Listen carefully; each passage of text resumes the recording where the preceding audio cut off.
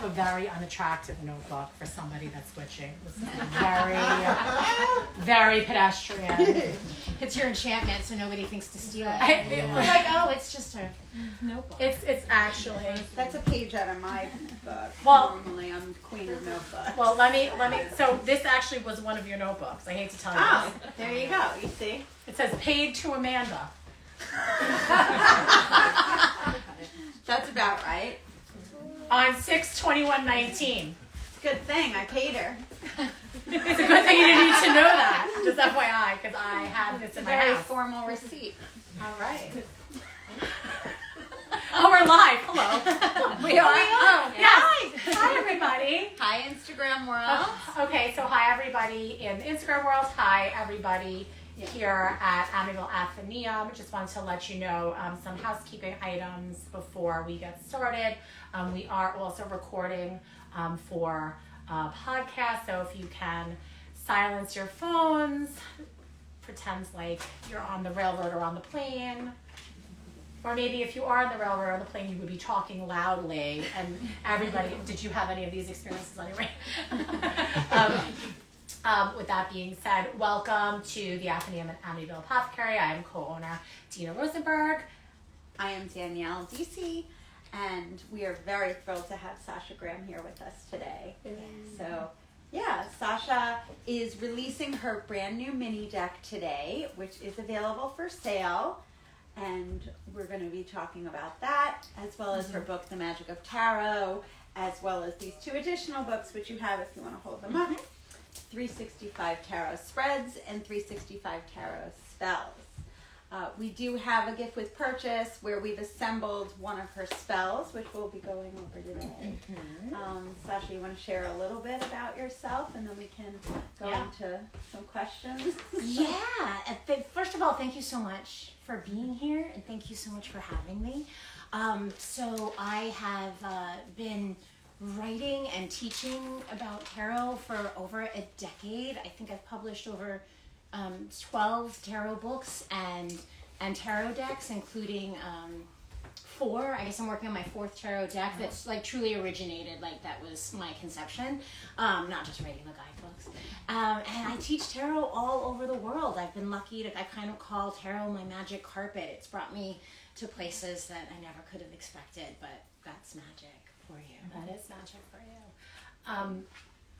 So when I began reading this current book, The Magic of Tarot, I didn't have to get very far in before I started diligently writing notes. And this is what I do. History majors die hard. Yeah. And, you know, owning a metaphysical shop, being surrounded by books on tarot, hundreds of tarot decks, I find sometimes to find an interesting or different perspective or a lens through which to look at the cards or a lens through which to learn the cards, for it to really call out to me, is getting a little bit harder and harder, right? Because there's a lot of material in here. And so on page 12, this is my new thing that I'm doing. I'm referencing pages so you guys can know where to go. You really sort of, in my opinion, give people permission to use the cards to tell a story. Like if you were, and you were saying from the perspective, if you opened a children's book that was just illustrations and didn't have any text, that we would easily, every single one of us in this room and watching, would be able to tell a story and make something up and not be intimidated, right? Because it's a children's book. That's what I love about this. It's a children's book. So I really appreciate it. I want you to tell us a little bit more about how, if we're feeling a little bit intimidated to work with tarot, a little bit more about like the lens of looking at it through through not being afraid. So I feel like, especially when people are first starting out, and most of us when we're first starting out with tarot are so excited because tarot is so cool and it's a witchcraft and you want to find out like what's going on with like your romance and this and that, and you want to get it right. You want to get it right. And it's fear of getting something wrong, is the first thing that will shut anything down. It doesn't matter whether you're doing tarot, you're kissing someone for the first time. Like, think about like the energy of fear, right? It shuts everything down. So the power of tarot is that it's visual, right? And so that we can tell the story of what we see. Now, does that mean that you're telling the story of tarot and you're not including all of the rich esoteric symbolism and learning that is embedded inside the history of tarot? Does that discount the reading? No, it doesn't.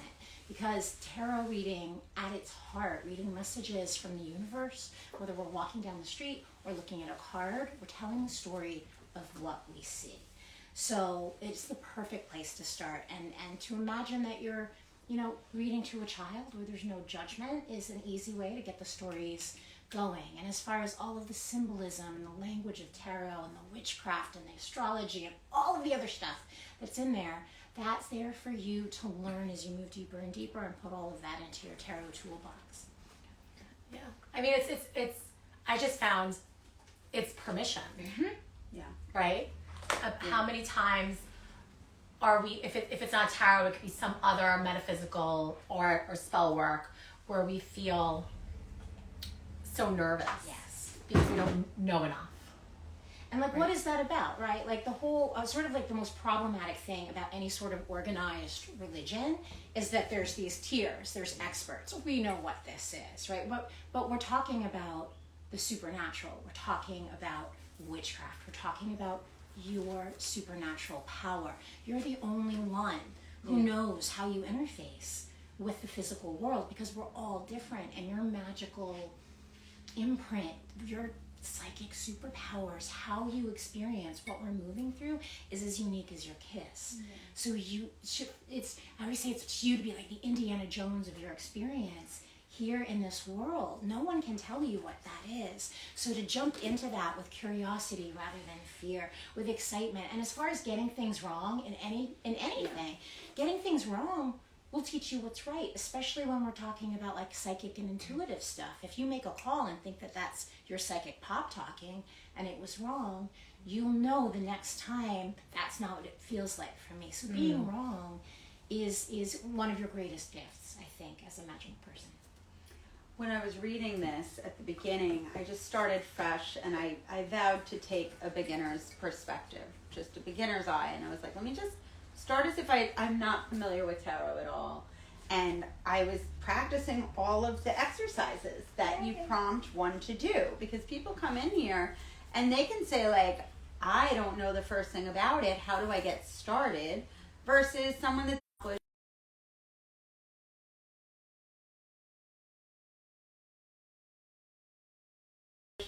I think it was brilliantly done, because you said just, now go ahead and pull 3 cards, and just without even thinking about anything, just tell a story about it. And I did. I looked at the 3 cards and I just told a story based on my core reaction of how they looked and how they felt and what's happening. And then I went to the guidebook and I compared it to what traditionally it would represent. And my story was spot on. And that was without any of like my knowledge being an owner here. But like, I just followed my gut. And it was a nice exercise for me to tap into that innate intuition. Because as a kid, similar to you that I read, I used to go out in the mud and climb the trees and make the sticks in the mud and the magic and like just being in nature and being attuned to like my gut. So it was a really nice, refreshing exercise to tap back into that. And I think you do a good job of it. Thank you. And it's that sense of play, right? That sense of freedom. When we go get readings from a psychic or an intuitive or a tarot card reader, what do we go for? We want to hear the story of us, right? We want to hear the story of us. We want to be seen. And when we're kids, again, it's just all exploration. And the world is, it's almost like I feel like we spend so much of our adult lives trying to magically get back in touch with who we were in our page energy, right? Like in our magical, when we're like 9, 10, before the hormones kick in, when we're so connected and see things for what they really are. So that makes me happy to hear you say that. Yeah, it was nice. I was like, oh, I just love this. It's just such a fresh, great stress-free way to learn and to learn how to trust your intuition and your gut, because how often as adults do we say something and we're like, nah, I don't know, and then the self-doubt kicks in. Maybe it's not the right way. Am I doing it right? There's no right or wrong. It's what is it to you, and how you read the cards, how you interpret the cards, the symbolism that jumps out at you. That is all innate within you. Yes. And you help tap into that. And another thing that I liked in this, which is great for everyone, it's all the different ways that you can learn, especially by practicing on your friends. Yes. Oh, and that is the best. And I don't know how many of you, I'm sure you guys definitely have this, like, in the beginning, it's kind of in that first couple of years, that love affair that you have with tarot when you're reading for your friends.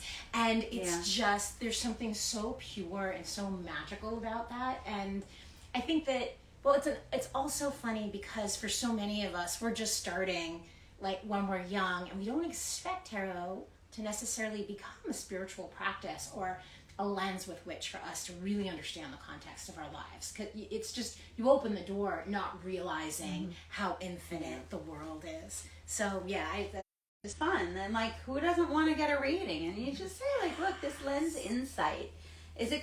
Do we always have free will? Absolutely. Can we make choices tomorrow that are going to change your trajectory? Absolutely. But like, what's happening right now? What are the questions that I need to be asking? What am I not seeing? Like, and it just helps you connect with your higher self and maybe lead to perspective that you might not have considered before. So using it as a tool and a trusted friend or an extension of divination, I think the way that you explained it in this book is beautiful. Thank you. So, yeah. So how did you get inspired and get involved in the path to all of this creation? Personally. Thank you. That's a great question, because this was not anything I ever expected to grow up and do. But I think it's a matter of following what sparkles for you. You know, it's the same way like in a tarot reading.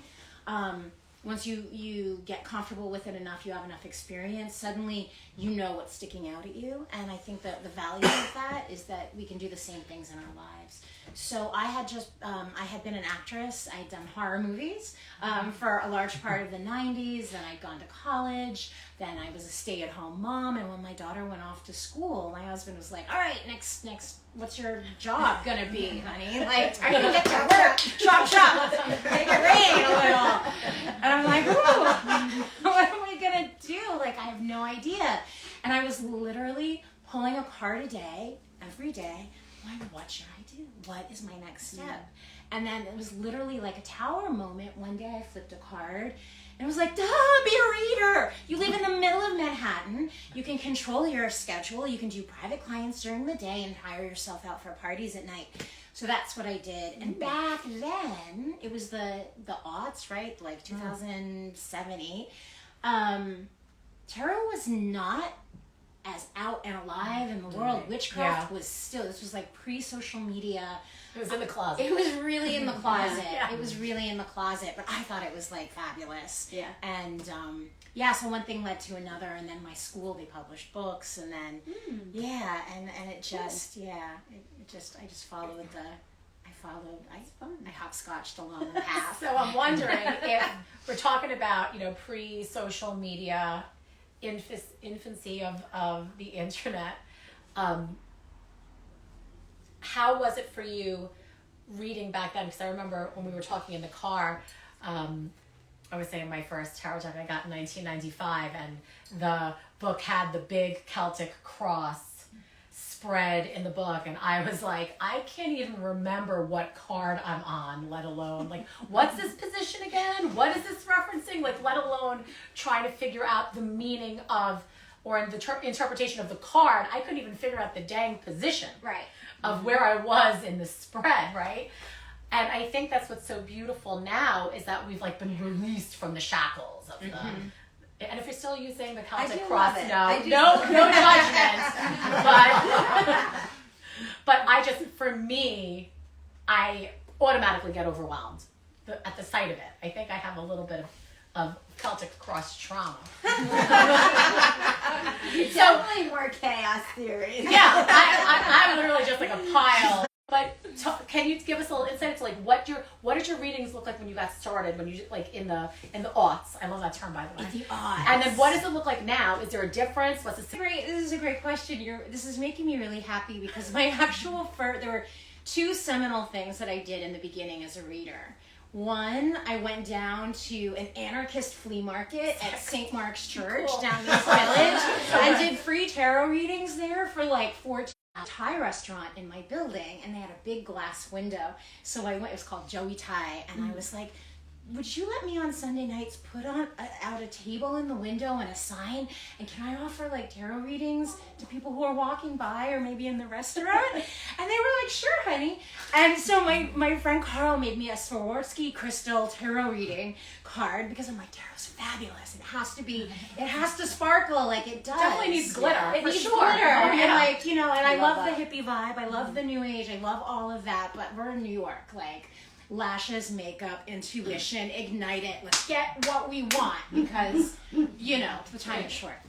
And so I did that on Sunday nights and so I guess what's similar is that I still think it's the most empowering. I think reading for yourself, I think knowing for yourself, and I think magic in whatever form you practice it is still the most exciting, empowering, sparkly, be it literal or metaphorical thing that you can do, and I just still love to share it with people.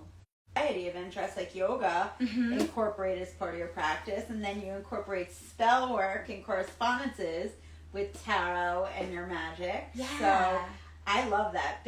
A big thing with Dina and I, it's all about layering and however your practice looks. If you're into witchcraft, or if you're into shamanism, or if you're into tarot or angel cards, like astrology, whatever it looks like, how does it all layer and interweave for you? Because you're unique, but you've also incorporated all different walks as part of your practice. Yeah, and I think that and I'm glad that you mentioned the yoga bit, the physicality part, because I think that for a lot of us who are intuitive, who live very much, who are connected psychically, it's very easy for us to live in our heads. But I think that we're able to really make magic and manifest things I think the reason spellcraft works is because it brings what's in our head into our bodies, that we embody it. And we're going to talk, I think, a little bit about the High Priestess, and I think that that's one of the embodiment of what's in your mind is how you bring it into the world. And if we're only operating up here in our head, I think we're doing ourselves an injustice. So I love to incorporate, tarot and yoga. I think it's a really powerful thing to do, and so many of us do yoga. And that's a secret space. That's magic to me, by a different word. Yeah, meditation and flow for sure. Definitely, and breathing. Yeah. Breath work is so important to everything we do. It's so true. What's in your notebook over there, Dina? Oh my goodness. Well, what I don't have in my notebook is any sense of time. So I'm like, I was thinking, what time is it? I know we want to talk. Okay, we have. Okay, I was like, I want to make sure we have enough time to do high priest and do all the exercise and everything. So I'm like, my Capricorn rising self was in the space of what time is it? How much time do we have? And I was going there. Okay. So did anybody else see me blank out for a minute? Bella saw it. I was like, deer in headlight. You said high priestess, deep dive, and I went, oh no. Timing. So what I liked was, so I'm a huge card a day puller as a way to sort of inform my day and get in touch with maybe my sub and unconscious self. So that's sort of like one of my daily practices. And I really like the way that you were looking at faculty, feeling, and functionality, the 3 Fs.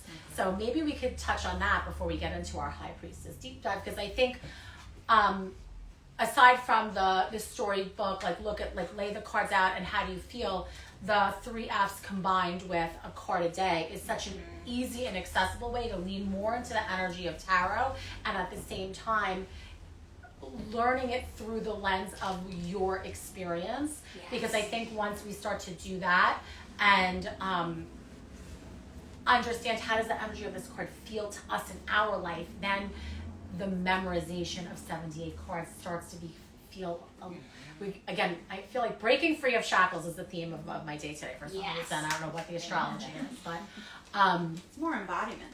yeah, because you're understanding it through your lens instead of the little Ryder Smith Waite tiny book that has like the 4 keywords. You're like, you're 18, 19, 20, and you're like, I don't know what the hell this means. Like, what? So I'd love to learn more about the 3 Fs. The 3 Fs.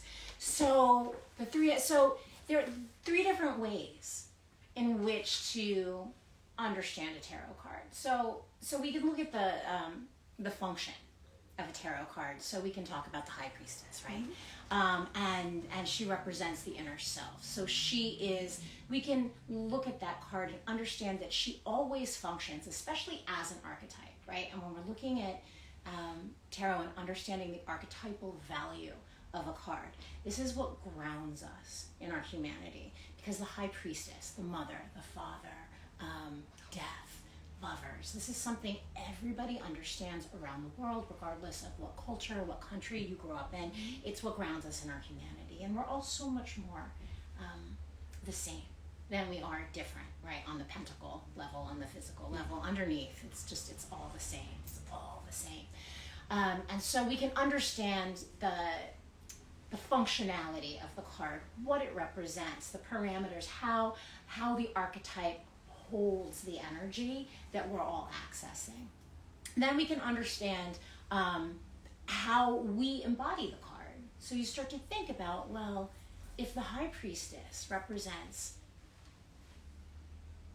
all of the inner knowledge of myself that I've been born with, and if the High Priestess is quite literally you being the guardian, if you think about the High Priestess, right? We're not talking about Hierophant energy, which is very much the priest, the guru, even us kind of sitting up here talking to you guys, the outward expression of expert or spiritual expert.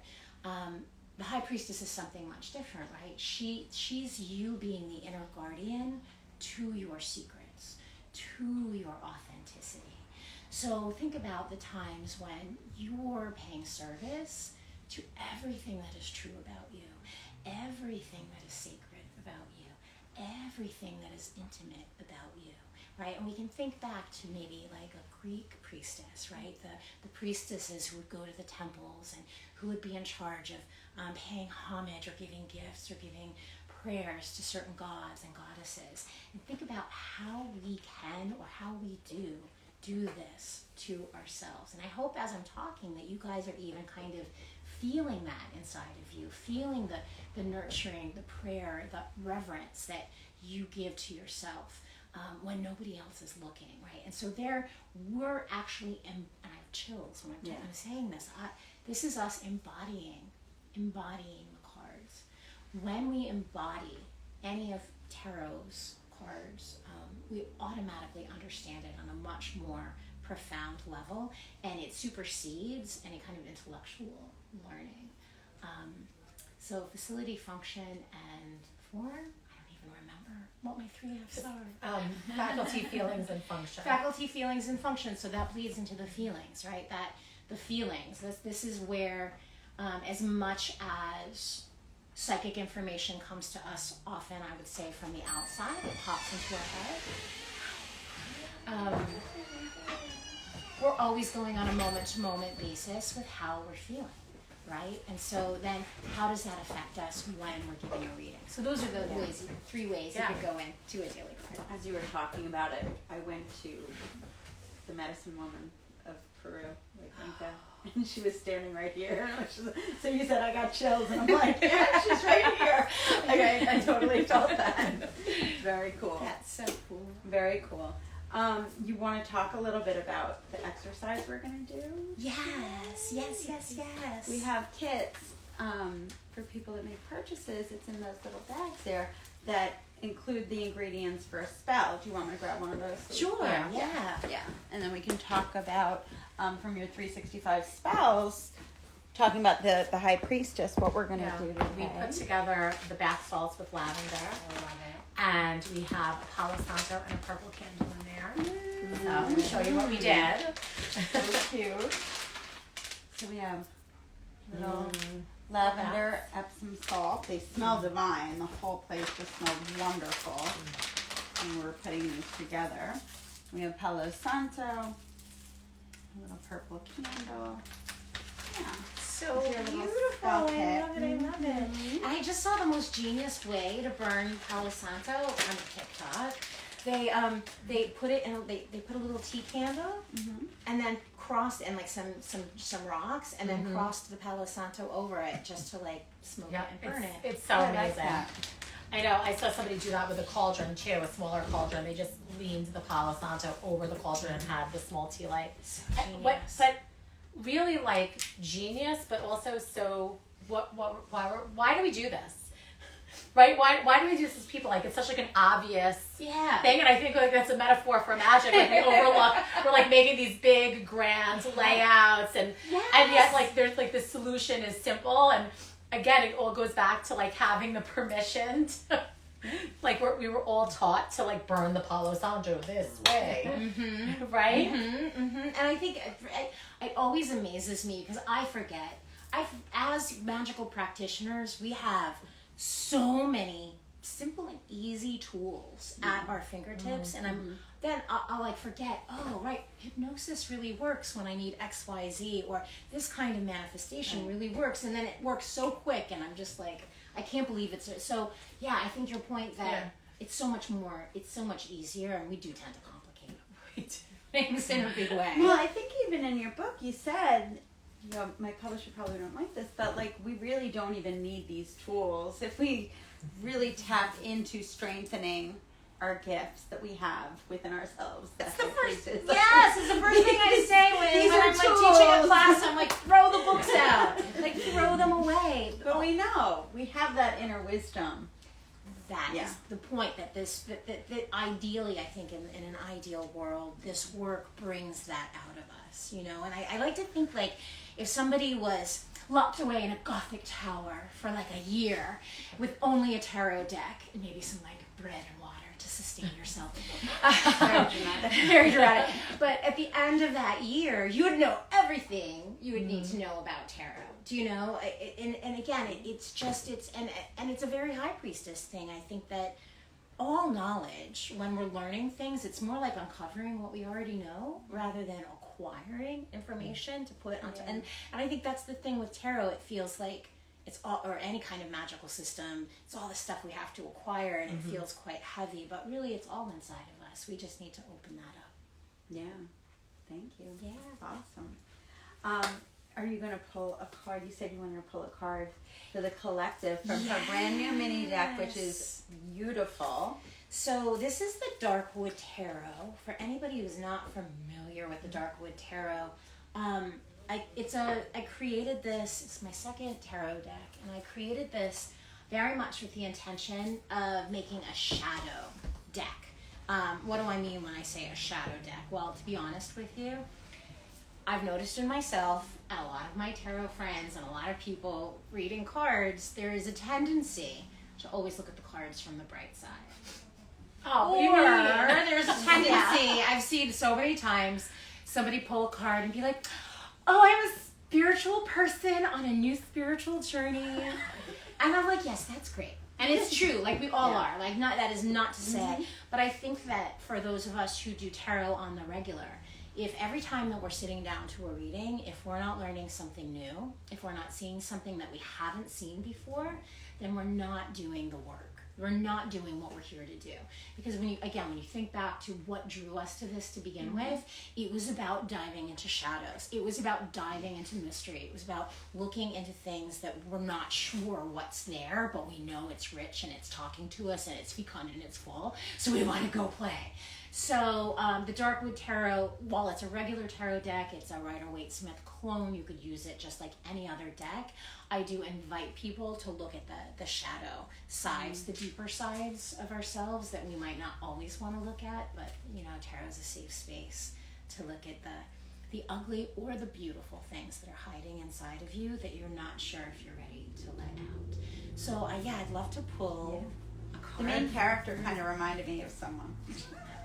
Oh, really? I'm like, who's the model in this deck? That's so funny. Yeah. Well, oh no, I mean, wow. Yeah.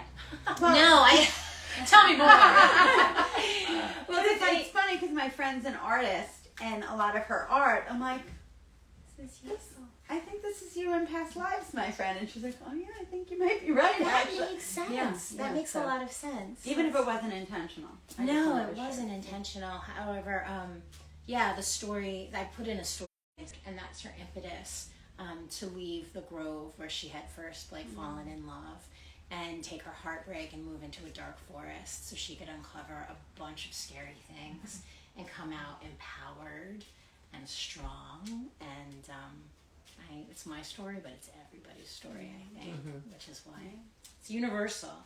So for all of us here today, and you guys, anybody who's here or listening, go ahead right now while I'm shuffling the cards and go ahead and formulate, if you like, a question. Something that you would like a little bit of clarity on today. And I also would invite you to ask a how question or a what question. How could I X, Y, Z, or what could I pay attention to in order to have, manifest, or bring into my life? So go ahead and think about for a moment what your question would be. And I will pull a Darkwood tarot card. I'm going to ask you to tell me when to stop shuffling. Okay. Yeah. Okay. So your message, the answer to your question, is the Two of Swords. It's the Two of Swords. I know I'm holding it up, but nobody's going to be able to see this image. But the Two of Swords in the Darkwood, as well as so many other decks, reflects a figure who's very much protecting the heart and has two swords in each hand and a blindfold over her face. So the Two of Swords, first of all, the answer to the question that you asked is about playing with the options of what you've got. So the question that you've just asked is something that only you yourself can answer. So this isn't something that you necessarily want to take right now and go ask, your mother-in-law what she thinks. This is something that the reason that the heart is covered, the reason that she's wearing the blindfold, and the symbol of the blindfold in tarot is that of the initiate. And the reason all societies pretty much blindfold their initiates when they're going through their ordeal is so they are not distracted by what's happening in the external world, right? This is really about moving into the interior. And then it's really about parsing your thoughts. It's about thinking, it's about considering the different ways in which you are conceiving of this thing. Because the Two of Swords, of course, is the mind, right? And sometimes it's, in line with the High Priestess, actually, because it's really about moving into the interior, but also doing it in a way that your heart, the most vulnerable part of yourself, is protected. I often say the most important work that we do for ourselves is the work that we do when no one's looking. It's so easy to be outward, to put it on social media, to perform for others, to dress for others, to do for others. But it's what we do for ourselves. It's what we do for our hearts. It's what we do for our minds. That is the most important work that we can do first before we bring that out into the world. So the message from that card is to take time out. I think there's a new moon coming tomorrow. So it's the perfect pregnancy of darkness to move into that space, to really think about where you want to go in particular in the next couple of weeks, because the nights keep getting darker and the days are shorter, and we're just about over that tipping point, and the door to the veils are wide open right now, at least up until the that resonates too, right? Because the thing you learn as a reader is that the things that people want, be them the wealthiest, most beautiful movie star, or powerful CEO, or just a quote unquote regular person, it's all the same stuff. Love, security, safety. So I thought, how many different ways can we go about asking that? So that was this book. And then as soon as I finished this with my editor, I was like, cha-ching, I know what the next one is. 365 spells, because a book called Tarot Spells by Renee, oh my god, I forgot her name. A book called just Tarot Spells was a beautiful, profound book for me. It really takes you into the tarot cards to work the magic, and I thought that the world would benefit with more spells like that. Yeah. And writing books about like spells and magic works a lot of magic. So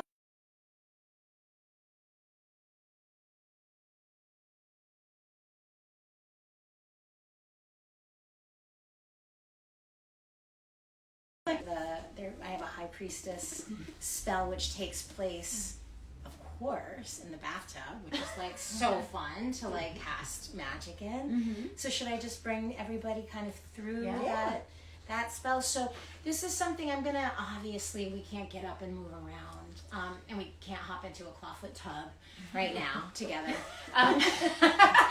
So, although I don't know, you're very magical, Jerry, so maybe you could manifest.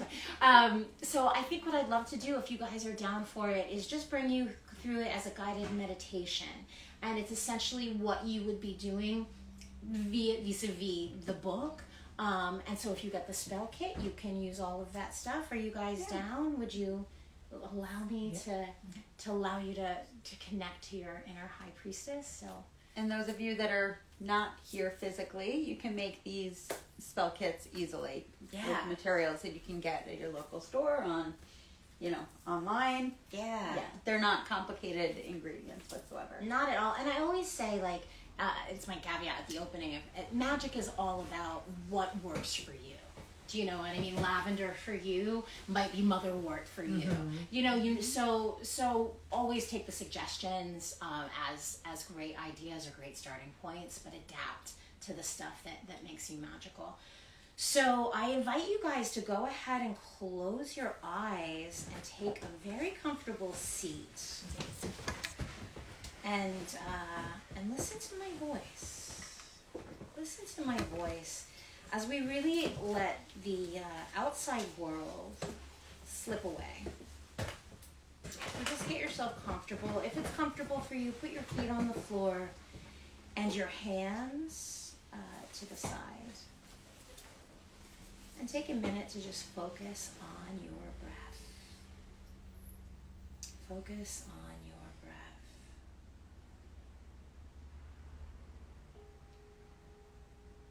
So what's interesting about breath work is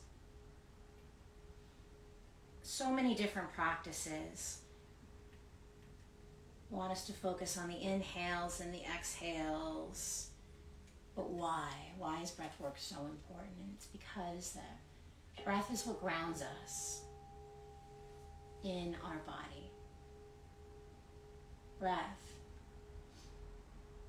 is literally the line that we have walked from the moment we emerged in this world and took our first breath until the moment we exhale our last breath. So focusing on deep inhales and deep exhales will not only bring us into communion with the expanse of our entire life, but will also keep us safely grounded in the body. We fly in our work. We can always come back and be attached to this safe container that is our body. So bring your attention to the top of your head. And just allow your mind's eye to kind of float down all sides of your head, down the front of your face, allowing your lids to get heavy, the back of your skull, top of your ears. Just relax. And while you're listening to my voice, if you hear anything around you, phone phone goes off or traffic outside. Just allow all of it to bring you deeper into relaxation. And keep moving that energy down to release your jaw, your lips. Feeling the back of your neck release, the front of your neck to become soft, your shoulders to just let go of anything and everything that you carried in to this room with you. Just let that go. And then keep moving down the front of your chest, across your heart, feeling the back of your chest, the back of your back, allowing all of that to just release, become supple, moving down to your waist, to your hips, feeling the chair beneath you, and feeling that support, and knowing that that support is there for you, always. Allowing the energy to move down your legs, to your knees, to the tip of your knees, and then beneath, down your calves, to your feet, and just wiggle your toes a little bit, letting go of any excess energy, anything you don't need, let that go. And then feel the energy of your feet, allow it to ground you down. Imagine energy moving from the bottom of your feet through the floor, through the wood, through the cement, to the dirt beneath this house. And then, like all of the brilliant trees that are surrounding us in such gorgeous color right now, allow that energy to spread out like roots, moving through the soft earth, moving through the decomposition, the dirt, the worms, the minerals, going deep, deep, deep, deep, deeper perhaps than you have ever gone before. Allow yourself to root into that. And with that rootedness, I'd like you now to imagine that you're in a beautiful place in nature. And it's nighttime. The dark sky above you. It's warm. And there's a beautiful reflected pool in front of you. The space around the pool is illuminated with purple candles. And with this glow illuminating you, reflecting you as you walk up to the water, you realize that it would be a very good idea to descend into the watery depths safely. So gingerly, you step into the water, which feels like absolute perfection on your skin. And as you move down, deeper and deeper, past your knees, past your waist, all the way up to your shoulders, and lie back in the water, you see an image of yourself floating above. This is your high priestess self. And as you look at the reflection of yourself in this glowing, sparkling pool, in the image above, this image comes down and joins you. And as you lie in this pool, you realize that you suddenly have access to all of the things that make you unique. All of the things that have ever wanted to come through you into the world are suddenly now possible. A vision appears to you as a small child, playing. And there's something that you love to do more than anything else in the world. You see yourself doing this thing, delighting in it.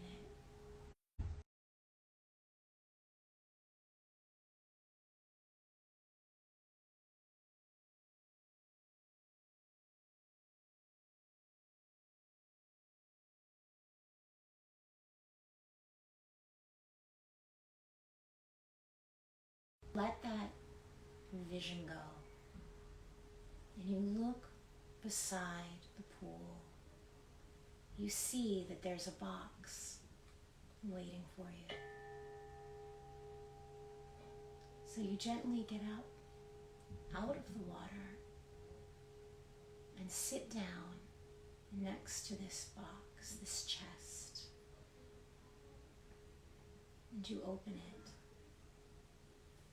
And inside this chest is a gift from that little you to you now.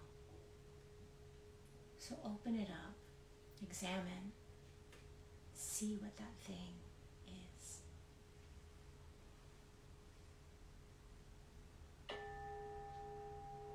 What does it look like? What does it feel like?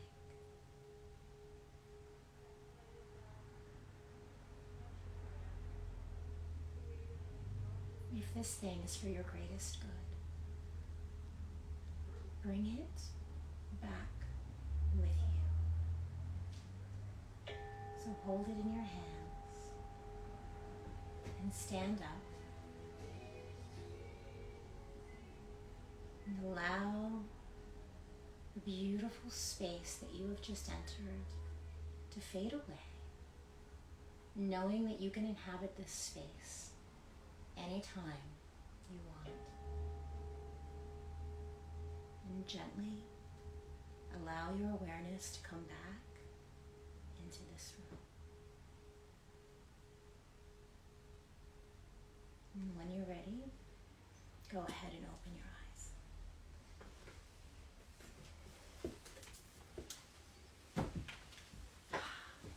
That was lovely. You're welcome. Thank you. You're welcome. I love that too because it actually the water, the two of swords in the Dark Wood Tarot.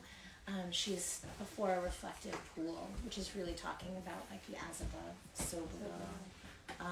So I like that aligns with that as well. Yay! That's so nice. That was good. Does anyone in the audience have a question that they want to ask Sasha? Oh yeah. Yes.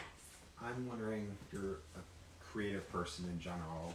What do you see like kind of overlap between acting work that you do and when you do like tarot stuff?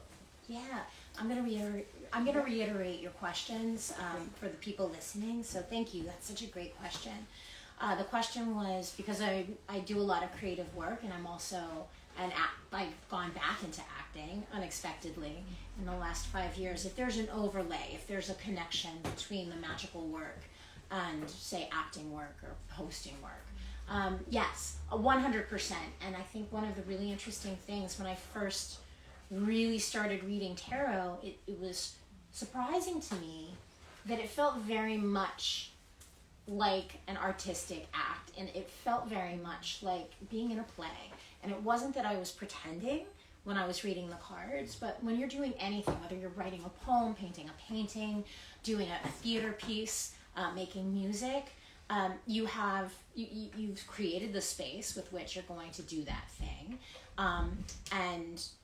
and you've got your techniques down, right? Like if you're an actor, you've memorized your lines, but then you have to let all of that go in the scene and be very much rooted in the moment to be authentic and to be real as you're acting. And that's the same thing that happens when you're doing a tarot reading, right? You know your tarot stuff, or you know your techniques, but you have to let all of that go and be incredibly grounded in the moment so that you can rise to the occasion of reading the cards for the person sitting across from you. So for me, I think the creative act is often very much a 3-point triad, right? It's myself, the object that I'm doing, and then that kind of divine intervention, whatever you want to call that, divinity, the muse, inspiration.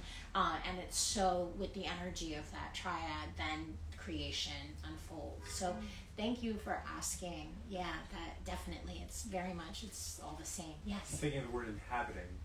Inhabiting. Inhabit that space. Yes, to inhabit that space, because creative space is, and that's what we're doing when we're casting spells. That there's nothing more creative than, and that's why witchy stuff is like kitchen magic and carving candles, and like it's all the same thing with just different tools, you know, and yeah, again, it's much more similar underneath than it looks on top, but it's inhabiting it, it's embodying that, it's bringing it into the world.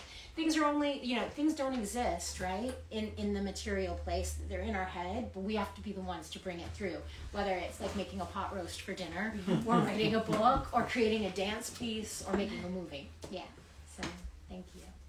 It's a great question. Anybody else? Come on, ask me something. I love good questions.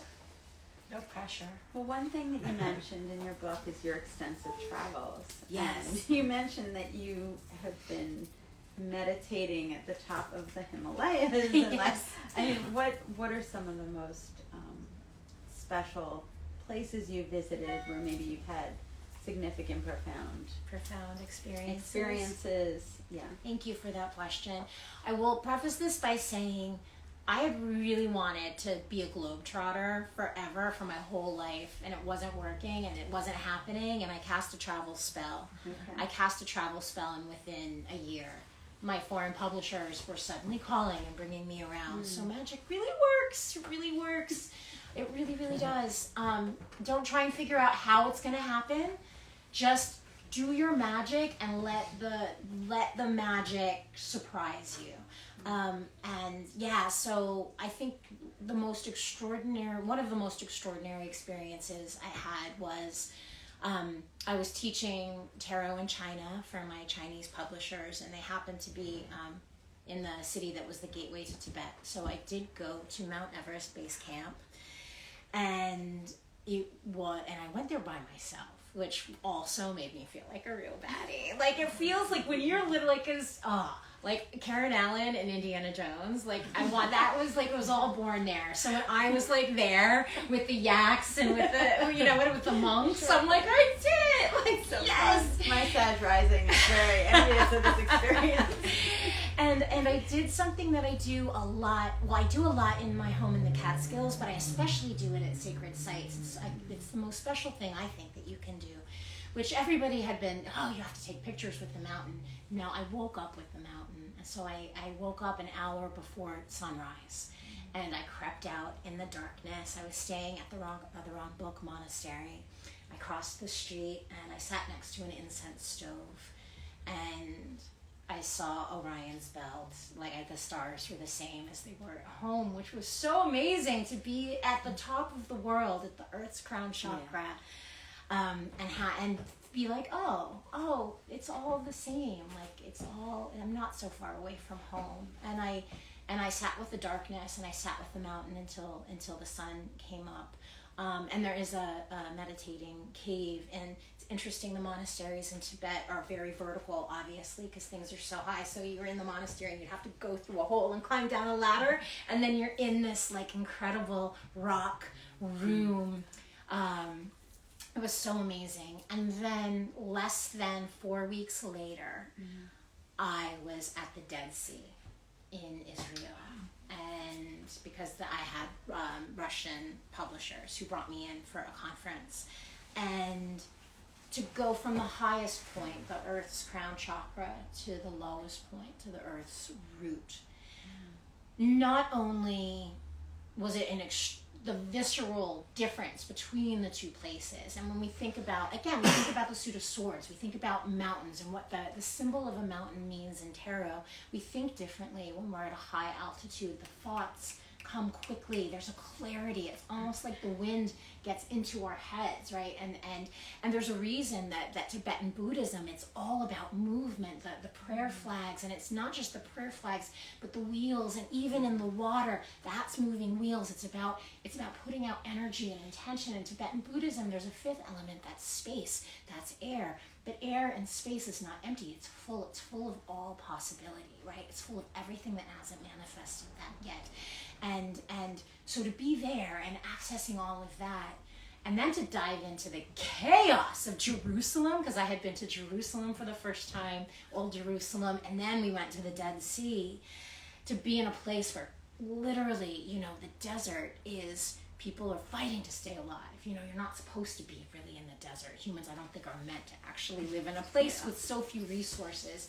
And then you look around and you go, why, of course this is why the gods in desert places command, are vengeful, want to kill you gods. And it's because it's tough and it's hard, it's beautiful.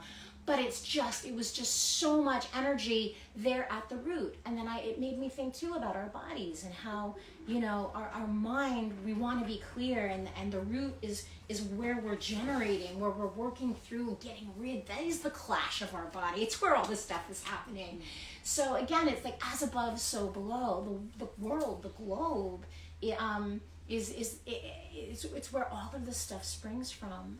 So it was amazing, and I couldn't believe it, and I'm just so grateful. And the fun thing now, after traveling so much, is to try and travel like that at home, because I found that I really need to be grounded right now. So it's fun to bring that amount of awareness and curiosity into just regular everyday life. Yeah. Thank you for that question. Thank you. No, that's cool.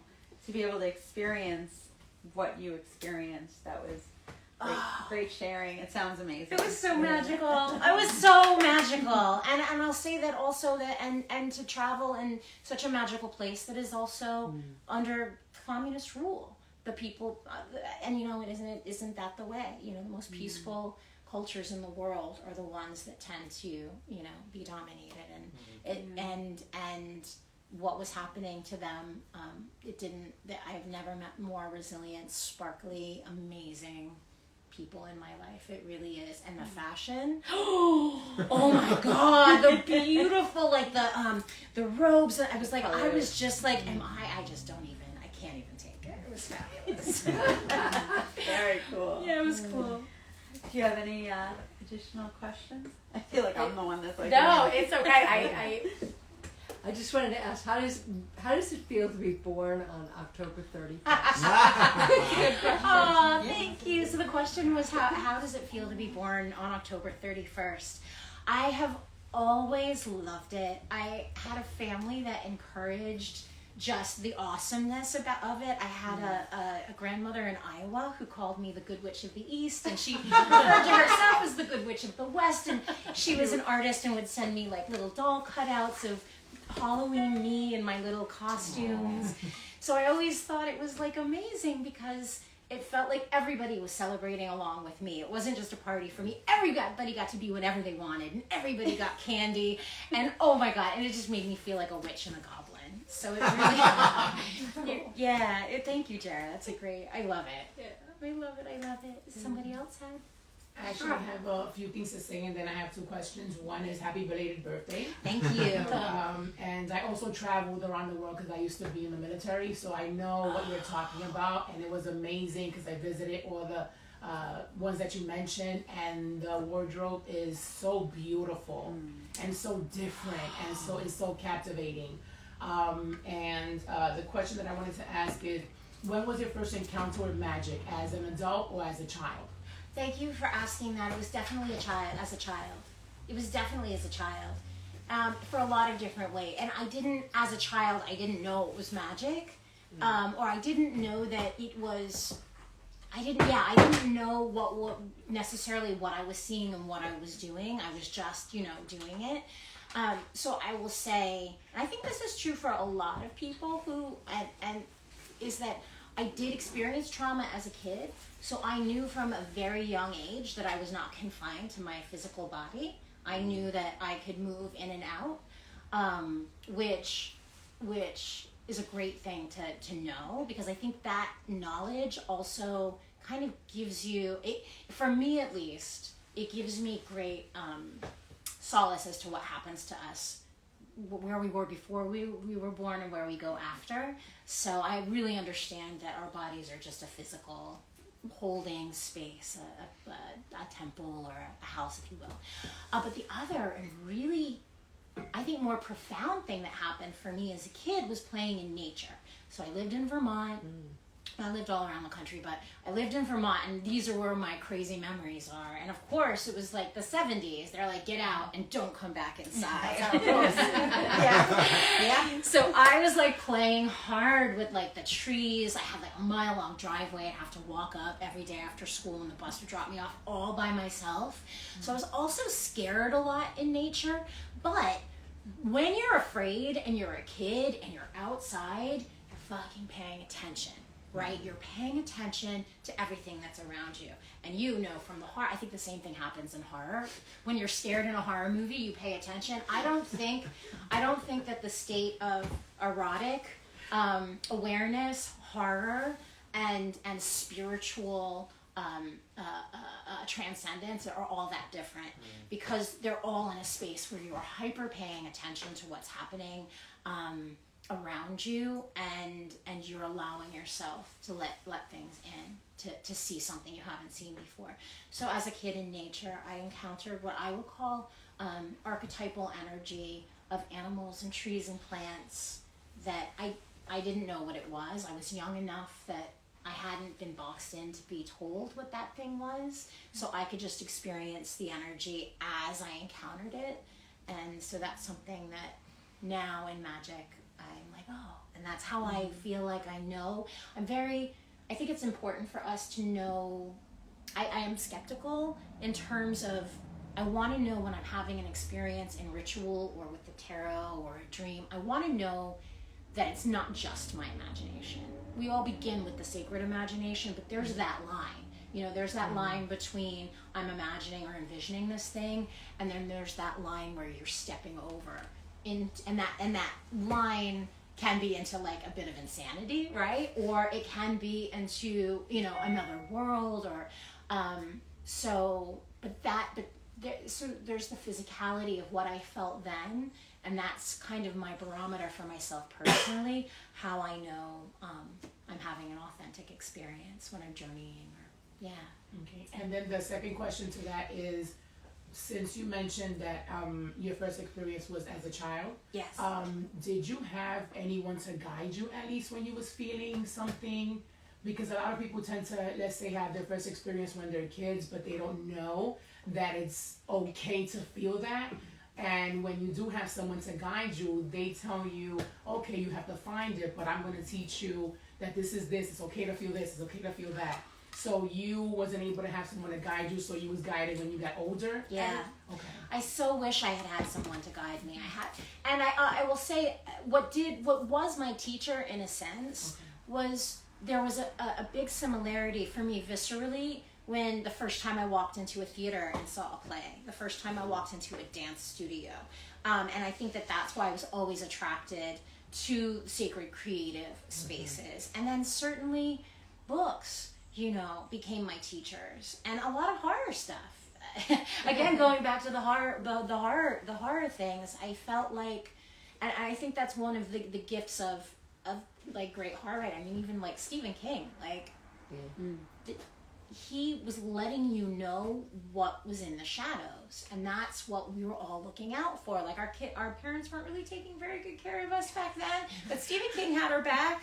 He was like, "This is how you see the boogeyman, right? This is how you identify it." And they don't always come in the packages that they look like. Yeah. So thank you. I wish everybody would have. I hope everybody could have a teacher like that. But sometimes it's good to be your own teacher in the beginning. Thank you.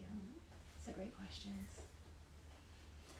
And also, I think as a kid, you're just uninhibited. Like these inclinations, or you gravitate towards curiosities that are innate within you. So I remember, like in Long Island, growing up, all the young girls had the nameplates. Gina still has hers, like the girls' nameplates. Yes. I had no interest in that. I asked my parents for an Egyptian cartouche.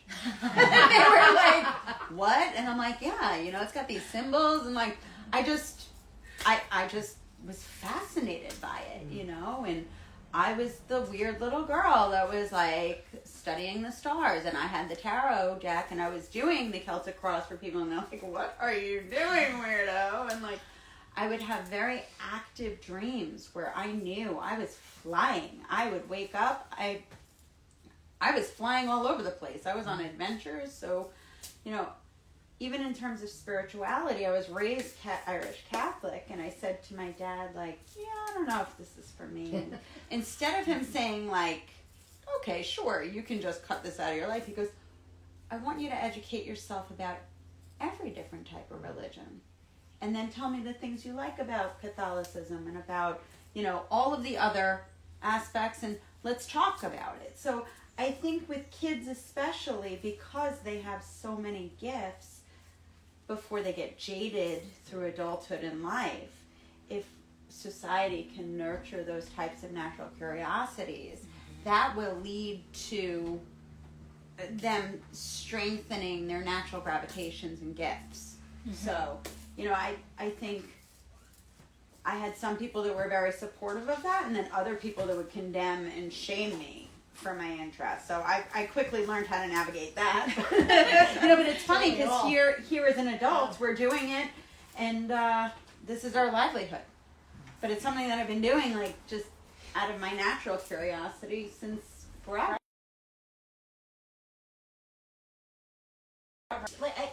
Because it wasn't that there's space for this now. Like if we think about, and this is something that I love to think about is the evolution of consciousness. And so I think that there's the active intelligence of the movement of witchcraft and tarot and that and how, just in 10 years the landscape has changed so much. And I think it's an exciting thing. I think that was one of the silver linings of the pandemic. I know certainly a lot of people who wouldn't have necessarily had the time to look into magic and witchcraft had the time to devote to it.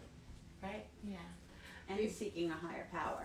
Yeah. There's got to be more than just that. Exactly. And that's the other thing that's really interesting about witchcraft and folklore, right? It's so, to kind of even circle back to what we were talking about in the beginning, the high priestess. We're talking about that part of yourself. The high priestess is that part of yourself that is absolutely untouchable, by anyone. And any time that we feel disenfranchised, or we feel like our power's been taken away, we feel like there's a pandemic, we can't really go outside and see our friends, you can't take away that inner power inside of you. And that's a reason that I think that witchcraft and folklore, especially in the most repressed societies, it lives on, and it's what freaks out the powers that be, because it is that thing that no one can take away from you. That's glorious. That is true. Thank you so much. Oh my gosh, thank you for having me. For You coming. guys, this was so much fun.